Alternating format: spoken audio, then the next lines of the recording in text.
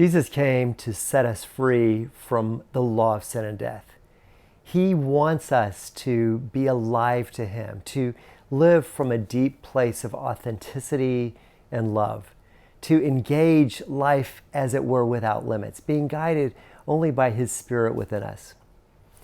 However, all of us need to be schooled by the law. All of us need to have the law as a schoolmaster to teach us how to live when we're small, so that we learn to respond to external limits in a healthy way. When children are born, they come into the world without any sense of boundaries. In fact, we know from physiological research that children don't know where they end and mom begins. She is the fount of every blessing, and when they cry, she comes. It's as if the child feels that he or she is the center of the universe and that everything exists for their benefit. It's a sort of healthy narcissism that children have when they're small. But alas, the day comes when some of that narcissism has to die. There comes a time, usually around 18 months, when a child who has felt that perfect attunement and attachment with a mom, that sense of freedom just to be as I am, to cry out in need or desire and longing and be met with a face of love, that a child learns the limits of that way of life. It happens as the child gets more courageous and energetic, as it is feeling its oats, it starts to explore its surroundings, to touch things that maybe shouldn't be touched, to put things in his or her mouth that shouldn't be there. And so the day comes when a child is enjoying life and wants to rub spaghetti in his hair or put a dead roach in her mouth.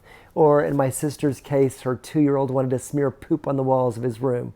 When the mother, who up until then has been saying yes, yes, yes to the desires and needs of the child, suddenly brings a new word into the child's world, and it's a shock. On that day, the mom says, no. In fact, she may shout it or scream it if what the child is doing is damaging or dangerous enough. It's a shock to the child's system, and children respond to limits generally by a sense of rejection of those limits. They protest the limitations and they say no back to the mom. The child may wail or engage a full-fledged temper tantrum to try once again to get mom to be on my side, to give me what I desperately long for or feel I need or deserve. The Apostle Paul says in Romans chapter 7, verse 9, that when the law came, I died. What does he mean? I think in a very real sense, it is powerfully important for every human on the planet to die to self-will, to realize that the world is not my oyster. I can't have the world as I would wish it, no matter how much I want it. And it's a hard time for 2-year-olds when they have to come up against this painful and unpleasant reality. We call it the terrible twos for a reason, because children are protesting their loss of perfect attunement and absolute autonomy. And they struggle to move those limits. But a loving parent will hold strong, will hold steady and keep those loving limits solid and firm, so that the child, if he or she is strong-willed, can beat her head or his head against that brick wall long enough to realize the wall is not going to be budge. I have to move. I have to desire. I have to die to my desire to have the world exactly as I would have it.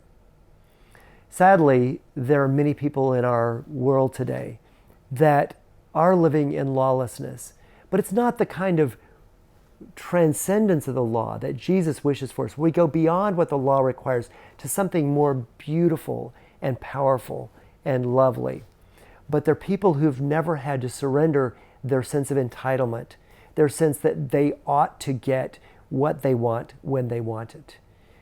They're people who act as though they are the center of the universe and that you and I should yield to their desires, to their perspectives and their pursuits.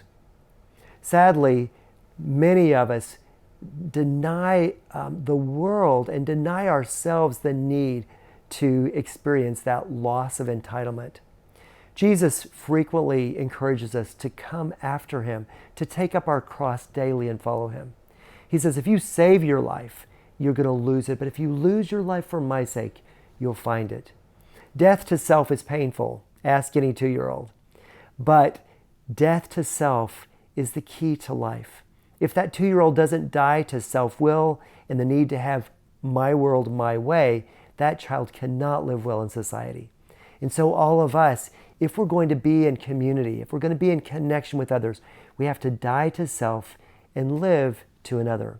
Ultimately, acknowledging God as the source of goodness and truth, acknowledging the Bible as a foundation for understanding the limits of loving behavior, gives us something firm to bump up against, to help us get on a path that will lead us to righteousness.